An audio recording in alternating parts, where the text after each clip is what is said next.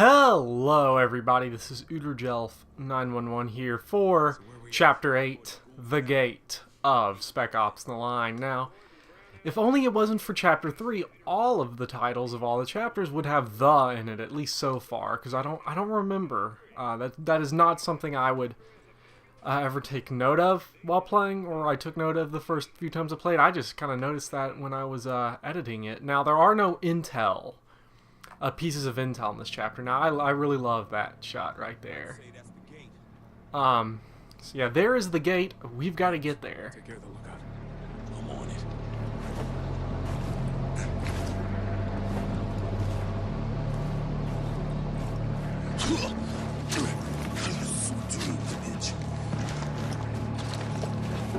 All right, Lugo. Who are we up against? An army? Give or take? No shit. How are we getting through this? This might help. Fine. Set it up. You're fucking kidding, right? That's white phosphorus. Yeah, I know what it is. You've seen what this shit does. You know we Might can't not have a use it. choice, Lugo. There's always a choice. No. There's really not. Now, I was about to just talk right through that cutscene. Now, there are two things. Now, you have to use the white phosphorus here. You can rappel down. I don't actually know. I don't think you can. Not yet. You cannot fight them. I believe there is no way you can. There is no way you can actually beat them in a firefight because they have tanks and stuff, and we just can't deal with that. So we have to use the white phosphorus. Now, this chapter is probably the most famous chapter, the most well-known moment in the game. Kind of the breaking point of the game, where the game goes from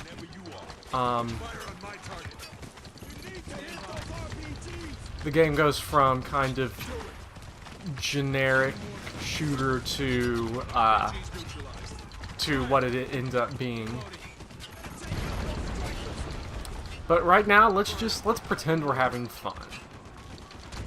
I feel as though I've said that a lot. Let's pretend we're having fun. Oh, I've said that a lot in this game.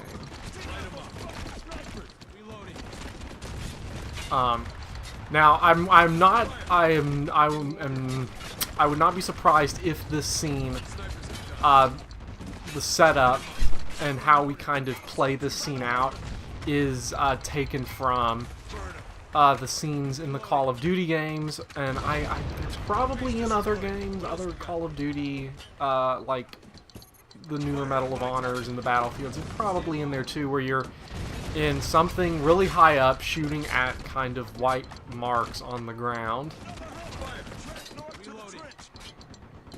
And kind of this is sort of it playing that kind of gameplay mechanic to an actual conclusion, to where what it would to kind of show what you're really doing in that kind of sequence, where you're kind of high up and completely distanced from any sort of enemy. So we have just destroyed this entire military camp, our base, with white phosphorus. So now, and we have to cross it to get to where we need to go.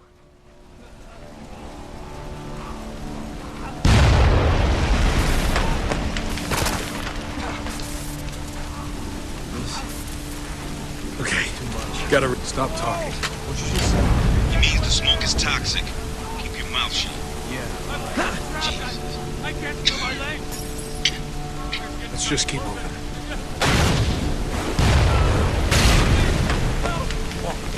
Come on, man. There's nothing we can do.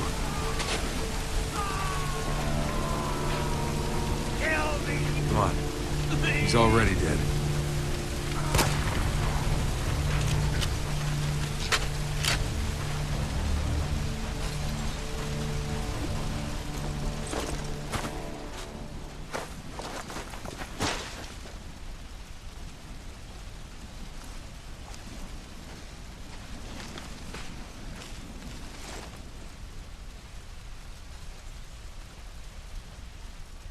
Why? You brought this on yourself. We were helping. What?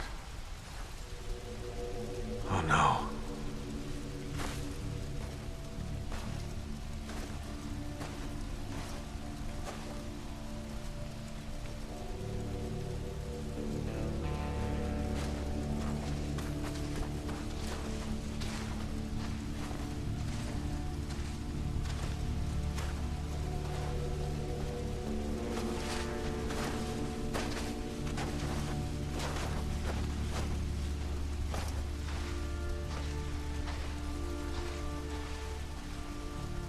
Are those civilians? Where'd they come from? There's no camp here. They took him from the nest. That hotel back at the storm wall? No, those can't be the civvies that got kidnapped. It's not possible. Yeah, it is. That's why Gould stormed this place. He didn't want the gate. He was trying to rescue his people. This is your fault, goddammit! Stop right there, Lugo. What it is, he wouldn't listen. Have a choice. He turned us into fucking cowards. That's enough, Sergeant. No, control yourself. No. We need to keep moving. What? Reinforcements will be here any second. We need to keep moving. But Walker, you're not even... I'm gonna make these bastards pay for what they've done. Now, are you with me or not?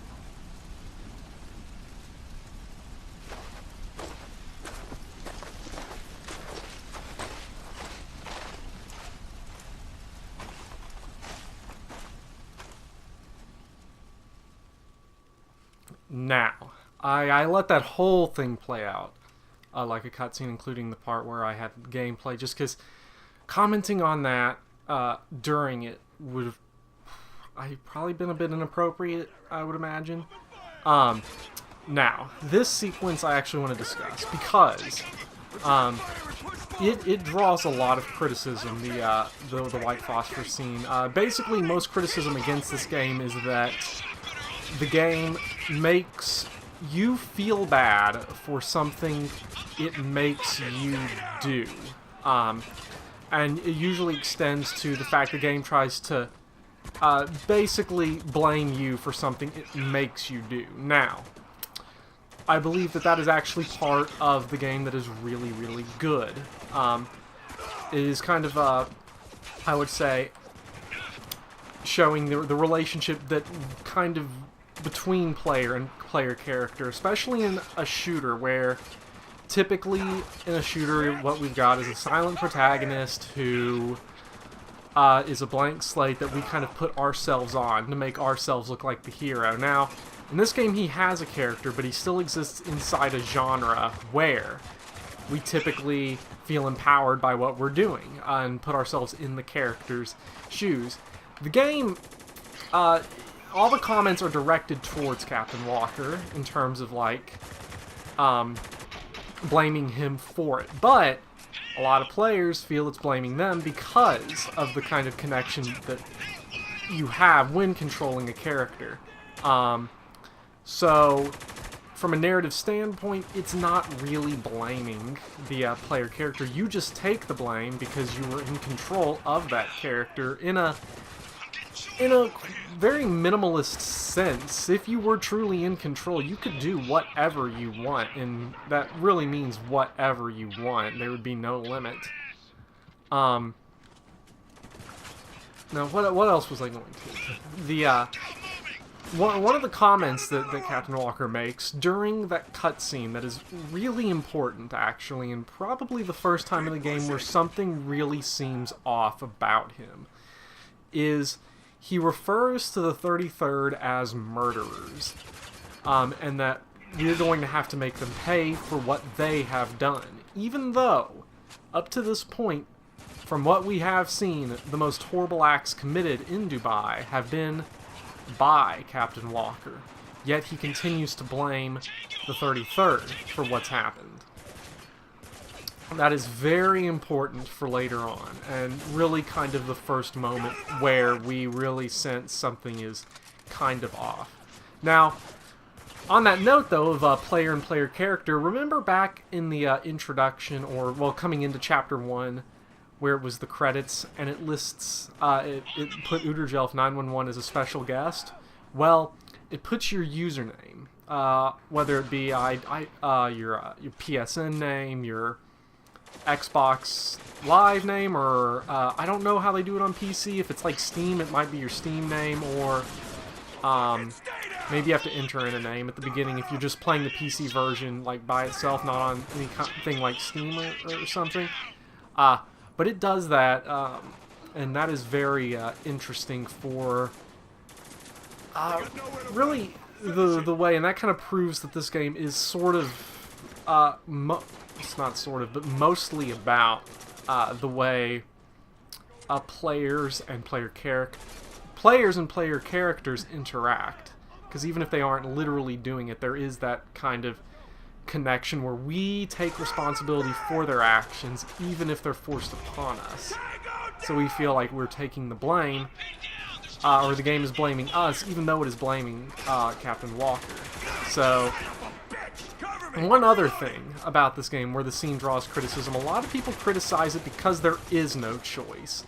Right before you shoot off the white phosphorus, Adams and Walker state that there is no choice. You have to do it. And that draws criticism from a lot of people because they say, well, why can't I just choose? Why can't I go around or do the other thing? And this isn't so much of a thing where the game is about this, but from where I question why. Why is it that a lot of gamers feel that they are entitled to make choices like that, even when it would entirely cripple the narrative structure of a game? You know, why do we feel that we are entitled to make all the choices in a story? Because essentially what that would do is, if we were, you could not have a really strong, you would either have to sacrifice a strong narrative or a strong character. Recently I've been playing a little bit of Mass Effect for the first time. And yeah, you know, I could get into a lot of the things with that game, like its horrible inventory system or things like that, but Shepard, Commander Shepard, is not interesting at all because you have to take complete control over his actions, at least what he does verbally. Because even though the story can get interesting, and even though the story is interesting, it is completely, it has nothing to do with Shepard, even though he's doing it. He does not push the story forward in any way, because you have complete choice over who he is. And as a result, he's not an interesting character. And actually, a lot of his dialogue is delivered really flat and bland, and not very good, though that could just be problems of voice acting. So, you end up with a main character who is completely passive, but here, in this game, the character is the complete driving force of the story, for the most part. Actually, yeah, the story has entirely everything to do with Captain Walker, and he is the driving force. So you cannot have a choice in big plot moments to change them, because if you did, if you choose not to use the white phosphorus, it ends up becoming a situation where then the entire story from then on would not work. It would not work at all. So I think one of the things that we kind of need to look at with games is that if you want them to have a strong narrative and a strong character, the sacrifices that the player has less choices to make in relation to big story moments.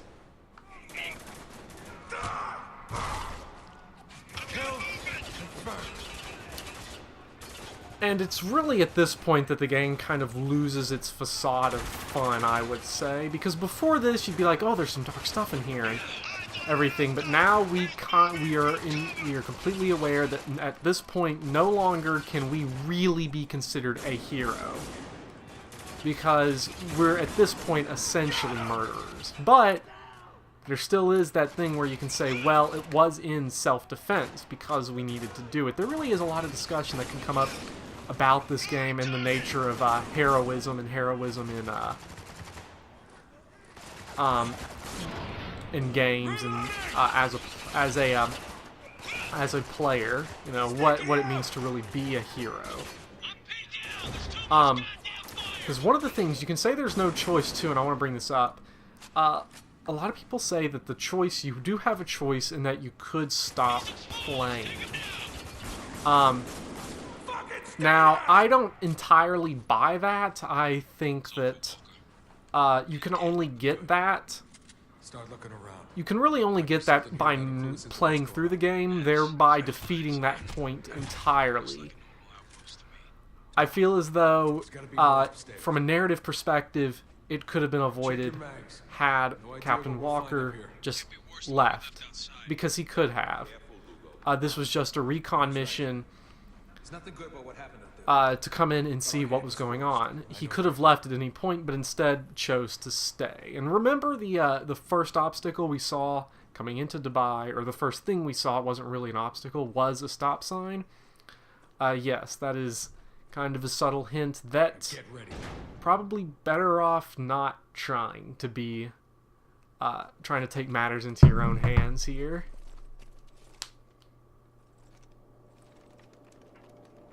What the hell?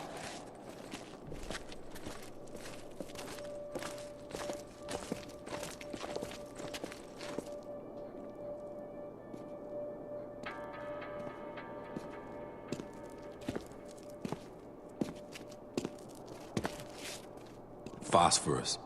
I swear if I never see this shit again, it'll be too soon. Look at this. Tags. Whose? Conrad's command team. I knew these men. Listen.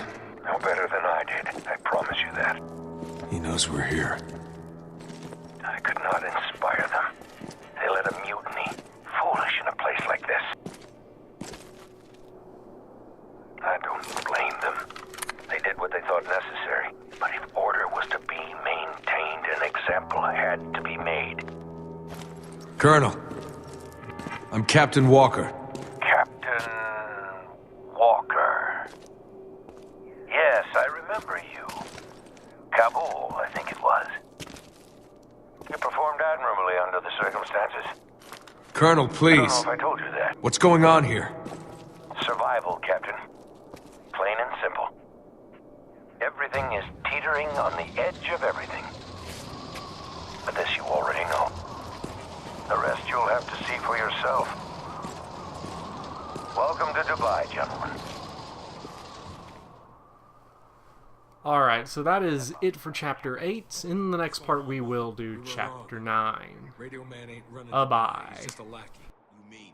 It's Conrad. He did it.